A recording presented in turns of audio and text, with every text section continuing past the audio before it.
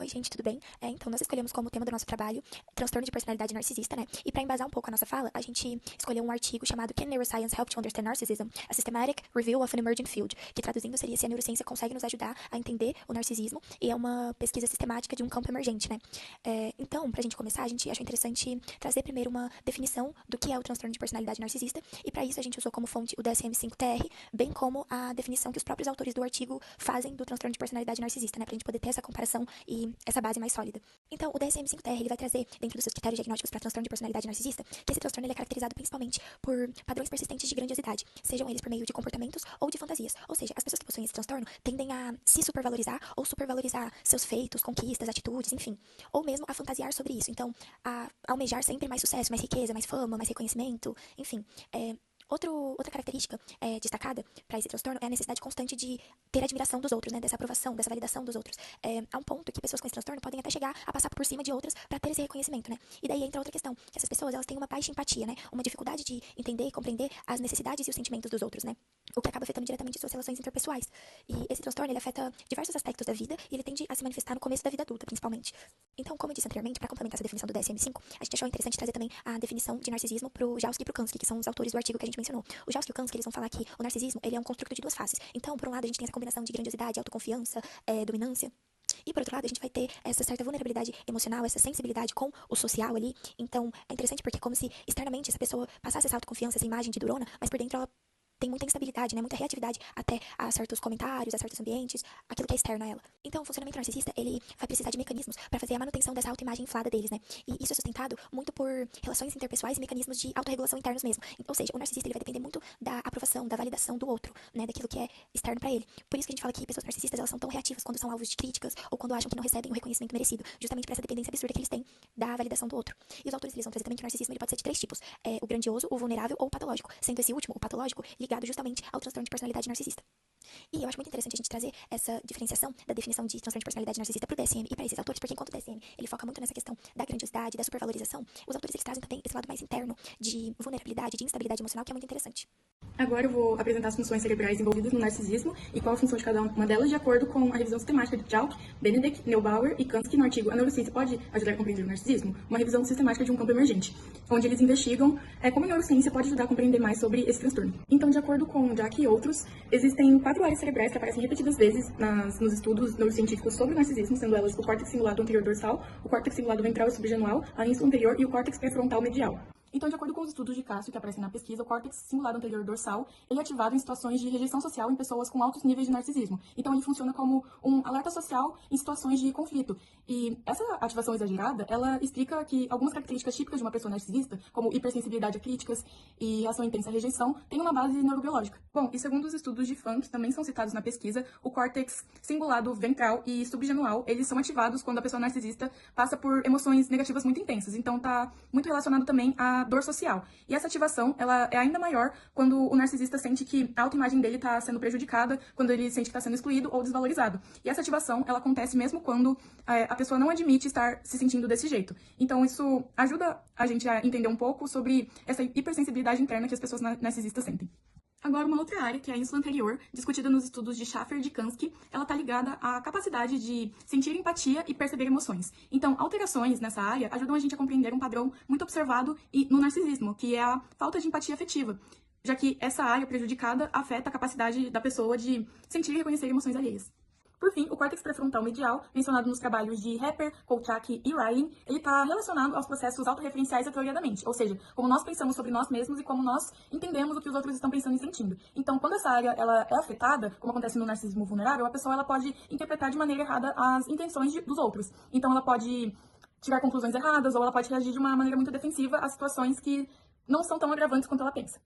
Em resumo, como mostram os trabalhos de Jack e colegas, o narcisismo envolve alterações em áreas responsáveis por dor social, empatia, autorreferência, regulação emocional, e essas diferenças neurobiológicas ajudam a explicar reações intensas a críticas, baixa empatia e dificuldade nas relações, que são coisas muito percebidas em pessoas com altos níveis de narcisismo. Agora, eu passo a fala para a próxima integrante do grupo. Bom, agora vamos falar um pouquinho sobre como as áreas cerebrais de pessoas com transtorno de personalidade narcisista se diferem de um funcionamento normal dessas áreas cerebrais, né? Então, como eu já havia mencionado anteriormente, pessoas narcisistas, elas tendem a ser muito reativas a qualquer situação social ali que vá atingir a sua autoestima ou a sua imagem. Esse estado de alerta constante em que ela se encontra por esse medo de ter o ego dela atingido gera muito estresse para essa pessoa. E esse estresse, ele vai afetar diretamente uma rede funcional do nosso cérebro chamado de rede de saliência. Essa rede ela vai detectar todos os estímulos identificados como emocionalmente relevantes para essa pessoa. Outra diferença no funcionamento das áreas cerebrais de quem possui transtorno de personalidade narcisista e que também tem relação com a rede de saliência é a questão de que pessoas narcisistas, durante interações sociais, têm muita dificuldade de processar sentimentos, de ter empatia, de se colocar no lugar do outro, né? E justamente porque o cérebro narcisista, ele reage de forma distinta quando ele precisa entender experiências que são do self, ou seja, da pessoa, e experiências que são do outro, né? Então, ele tem essa dificuldade de fazer essa distinção. E esses desequilíbrios, eles surgem justamente da dificuldade de ter esse foco no self e no outro ao mesmo tempo. Outra diferença que eu acho que é essencial a gente destacar e também é muito interessante é que alguns estudos em neuroimagem têm percebido uma redução de certas estruturas específicas do cérebro de pessoas que têm aspectos narcisistas, né? As reduções mais percebidas têm sido no volume da substância cinzenta, no volume cortical e na espessura cortical também. Uma das regiões mais afetadas é o córtex pré-frontal medial, que é uma área do cérebro que está ligada justamente a essa questão de autoconceito, de avaliação dessas informações que são relacionadas ao self, ou seja, a avaliação de informações relacionadas a você mesmo, sugerindo um comprometimento na capacidade de manter e avaliar a sua autoimagem, né? E tem também tido evidências de uma redução na conectividade entre o córtex pré-frontal medial e o estriado ventral, que é uma estrutura ligada ao sistema de recompensa. Essa conexão entre esses dois sistemas, entre essas duas áreas, né, é chamada de via frontoestrial, e ela é responsável por integrar a percepção de si com a recompensa social, o que encaixa certinho com o que a gente estava falando, daquela questão da dependência que o narcisista tem de aprovação social, né, e dessa dificuldade que ele tem de ter uma percepção correta sobre si mesmo. Então, uma última diferenciação que eu acho interessante trazer, mas para isso a gente tem que entender que a neurociência, ela separa empatia afetiva de tomada de perspectiva, né, e que cada uma dessas coisas são ligadas a redes cerebrais diferentes. Então, qual que é a questão? Os estudos, eles mostram que indivíduos com narcisismo, eles apresentam dificuldade de estabelecer uma conexão emocional com pessoas que estão em sofrimento, ou seja, de demonstrar essa empatia por essas pessoas em sofrimento, justamente porque elas apresentam uma atividade reduzida na ínsula anterior e no córtex cingulado anterior, durante essas tarefas empáticas que são um pouco mais complexas, né? E também, a tomada de perspectiva, ela envolve órgãos do córtex pré-frontal medial e a junção tempoparental, o precúnio e o córtex cingulado posterior. E as alterações nessas redes, elas parecem variar conforme o tipo de narcisismo predominante, diferenciando aquele narcisismo que é grandioso daquele que é vulnerável, que eu tinha mencionado lá no começo. Isso também é uma diferença interessante de pontuar.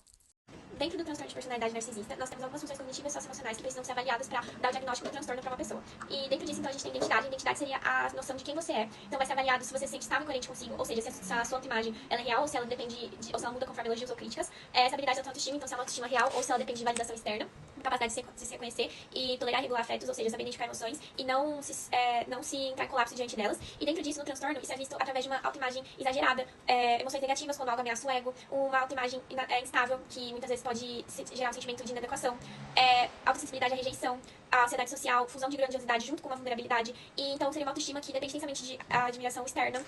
Depois disso, a gente tem a autorregulação. A autorregulação seria a ideia de você planejar, controlar impulsos e manter comportamentos guiados por metas internas. Então, o que vai ser avaliado, basicamente, é a sua capacidade de estabelecer e perseguir metas realistas, usar padrões internos de comportamento, ou seja, sua moral, sua ética, autocontrole, e a sua capacidade de autorreflexão, se é uma autorreflexão honesta ou com seus próprios erros e limitações. Dentro do transtorno, isso é visto através de metas irrealistas, focadas apenas em status elevado e na admiração do outro, um baixo controle dos impulsos quando o ego ele é ferido, e uma dificuldade de reconhecer erros. Então, muitas vezes vão ser evitados metas por conta do fracasso, pode ser que se procrastine ou abandone os objetivos no menor sinal de fracasso, e uma autorreflexão distorcida. Então, vai oscilar entre uma opção exagerada e uma queda muito forte quando as críticas vierem, além de comportamentos manipuladores e oportunistas.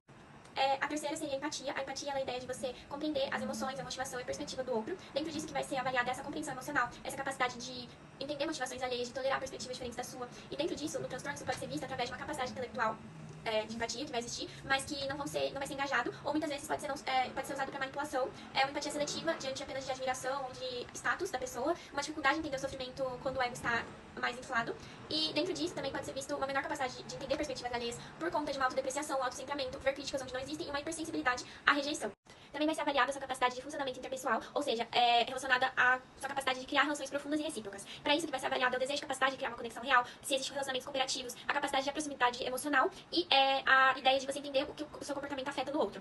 Dentro disso, dentro do transtorno, isso pode ser visto através de relações superficiais, baseadas apenas em admiração, uma dificuldade extrema em ser vulnerável e tender a abandonar relações quando elas não têm a atenção desejada. Também existe o desejo da intimidade, mas o temor da rejeição, relações marcadas por dependência emocional, medo de abandono, alternância entre necessidade e afastamento, relações que vão funcionar como regulação da autoestima, com uma dificuldade em uma reciprocidade genuína e uma alternância entre valorizar muito e desvalorizar a pessoa. Falando agora sobre o tratamento farmacológico do transtorno de personalidade narcisista, na verdade ele não existe. As revisões clínicas citadas, elas confirmam essa ausência e o tratamento que existe, na verdade, é em relação aos sintomas e comorbidades, não ao transtorno em si. Os grupos farmacológicos geralmente utilizados para o transtorno de personalidade narcisista são os antidepressivos, que eles são indicados para depressão, ansiedade, irritabilidade. Exemplos deles é a fluoxetina, sertralina e escitalopram. Tem como mecanismo de ação inibir a recaptação de serotonina, então ele causa a melhora do humor e a regulação emocional. Os principais efeitos colaterais é náuseas, dor de cabeça, insônia ou sonolência. Depois nós temos também os estabilizantes de humor, que eles são indicados para irritabilidade intensa, instabilidade emocional, explosões de raiva. E exemplos dele nós temos a lamotrigina, carbamazepina e o lítio, que é menos comum, em casos mais específicos. Tem como mecanismo de ação regular a excitabilidade neuronal e estabilizar os circuitos que influenciam o humor, a agressividade, a irritabilidade. Quanto aos efeitos colaterais, são tremores, ganho de peso, tontura, sonolência, náuseas. E aí, mais um dos grupos farmacológicos são os ansiolíticos. Eles são indicados para crises intensas de ansiedade ou agitação, só que eles têm um uso curto, porque tem um grande risco de dependência. Exemplos deles são benzodiazepínicos, diazepam, clonazepam, e ele tem como mecanismo de ação potencializar o efeito do GABA, neurotransmissor inibitório que reduz a atividade cerebral, produzindo relaxamento. E como principais efeitos colaterais aí dos ansiolíticos, tem a sedação, os déficits de atenção e a dependência e a tolerância do medicamento. Então, para concluir essa parte do tratamento, o tratamento principal para o transtorno de personalidade narcisista, na verdade, é a psicoterapia. Os medicamentos, eles são só adjuvantes e não substitutos. Bom, gente, agora a gente vai falar um pouco sobre as etapas da neuroavaliação psicológica para os casos de transtorno de personalidade narcisista, que aqui a gente vai chamar de TPN. Bom, é importante frisar que o transtorno de personalidade narcisista é especialmente é um diagnóstico clínico feito por psiquiatras e psicólogos baseados no DSM. Não existe nenhum teste psicológico especialmente para avaliar se a pessoa tem ou não um transtorno de personalidade narcisista. O foco da avaliação neuropsicológica é entender como o cérebro desse indivíduo especificamente funciona, buscar os padrões cognitivos desse indivíduo para que a psicoterapia seja melhor direcionada para esse indivíduo em específico. Então, tudo vai começar numa anamnese que vai buscar um histórico completo desse paciente, desenvolvimento, desempenho escolar, histórico médico e psiquiátrico, os tratamentos que essa pessoa já fez, e focar bastante nos padrões interpessoais, questionar como é as relações desse paciente com os outros, como ele vê a si mesmo, para entender mais como esse indivíduo pensa sobre ele e sobre os outros. Na segunda etapa, a aplicação de testes psicométricos para avaliar déficit cognitivo global, para descartar, por exemplo, o quadro de demência que possa estar fazendo o psicólogo confundir alguns sintomas. Então, é só para descarte de outros transtornos. Bom, na terceira etapa, a gente vai avaliar as funções executivas, que regulam comportamento, autocrítica e planejamento. Então, aqui a gente vai buscar saber se esse paciente lida bem com frustração, se ele consegue mudar de ideia facilmente, enfim, avaliar planejamento e tomada de decisão. Agora, na quarta etapa, é a parte mais importante para pacientes com TPN, que é a avaliação da cognição social desse indivíduo. Que aqui a gente vai diferenciar a teoria da mente com empatia. A teoria da mente é a capacidade de um indivíduo de identificar a emoção do outro, por meio de expressões faciais, tom de voz, inferir as crenças e as intenções daquele indivíduo, como se fosse meio que ler as pessoas. Todo mundo tem essa capacidade. Agora, a empatia é você sentir o que o outro sente, é você se colocar no lugar do outro. São coisas diferentes. Pacientes com TPN vão ter uma teoria da mente intacta, mas um déficit na empatia. A teoria da mente vai ajudar esse paciente na manipulação das outras pessoas. Agora, na quinta etapa, vai ser avaliado memória e linguagem, que a gente não espera problemas nessa área em pacientes com TPN, então é mais para fazer um diagnóstico diferencial e garantir que os comportamentos que a gente vê não são resultados de outra condição neurológica. E, finalmente, vai ser a integração desses resultados e uma devolutiva para o paciente. Então, o que a gente vai buscar com essa neuroavaliação vai ser buscar um padrão cognitivo para essa pessoa, um padrão comportamental para essa pessoa, e dar a devolutiva para o paciente, para a equipe de saúde dele, para que esses resultados possam ser usados para direcionar uma psicoterapia, por exemplo. Então, a neuroavaliação não é sobre rotular, mas sobre compreender, para que a psicoterapia fique mais dinâmica e trabalhar as dificuldades cognitivas e sociais específicas que a gente encontrar nesse indivíduo. Agora, falando um pouco sobre os testes, a gente não tem nenhum teste que tenha foco somente no transtorno de personalidade narcisista, mas existem alguns testes que podem dar alguns indícios que a pessoa tem esse transtorno. Pensando no contexto brasileiro, nos testes a gente não foca muito na inteligência, o que geralmente é reservado. A gente acaba pensando mais na parte de cognição social, em dinâmica afetiva, ou estruturação da maneira de como a pessoa se enxerga. Um dos testes utilizados para cognição social e para empatia seria o teste de Rorschach ou o Zurcher. O Zurcher seria mais ou menos o teste de Rorschach, só que um pouco mais direcionado e utilizando um pouco menos de imagem. Quando o paciente ele consegue interpretar essas manchas de tinta, ele consegue também revelar a capacidade de perceber o outro. Cabe do psicólogo conseguir interpretar a maneira que essa pessoa enxerga essas manchas de tinta. Então, perceber como ela percebe a textura, como ela enxerga as cores também, ou talvez a falta de significado das coisas. Outro teste também que a gente tem para identificar essa questão da empatia é o teste das pirâmides coloridas de Pixter, que avaliam a dinâmica afetiva da pessoa. Nesse teste, o paciente ele pode pintar as pirâmides da maneira que ela quiser. Então, a gente consegue enxergar ali se tem uma frieza emocional, uma vontade de controlar talvez o ambiente ou evitar uma vulnerabilidade, coisas do tipo. E pensando em algum teste que trate também sobre como a pessoa se enxerga ali na autoimagem, a gente tem o teste HTP, cada caso, árvore e pessoa. dependendo da maneira que a pessoa desenha, a árvore, a casa ou a pessoa, a gente consegue enxergar a autopercepção dela. Então, talvez fazer um desenho com proporções maiores signifique grandeza ou coisas muito centralizadas, talvez indique a pessoa se achar o centro de alguma coisa. Então, isso também são alguns indícios do narcisismo. E, por fim, sobre os testes, a gente tem um dos principais, que é o da Bateria Fatorial de Personalidade, o BFP, que foi construído especificamente para a sociedade brasileira. Esse teste ele consegue quantificar o comportamento do paciente através de modelos. Pensando no transtorno de personalidade narcisista, ele tem um perfil estatístico bem específico. Então, as pontuações teriam que dar baixa no fator de amabilidade, que consegue identificar a arrogância, o antagonismo e a falta de consideração pelo outro, e dar alta na parte de extroversão, que é a parte de dominação social, de como essa pessoa consegue induzir as outras pessoas.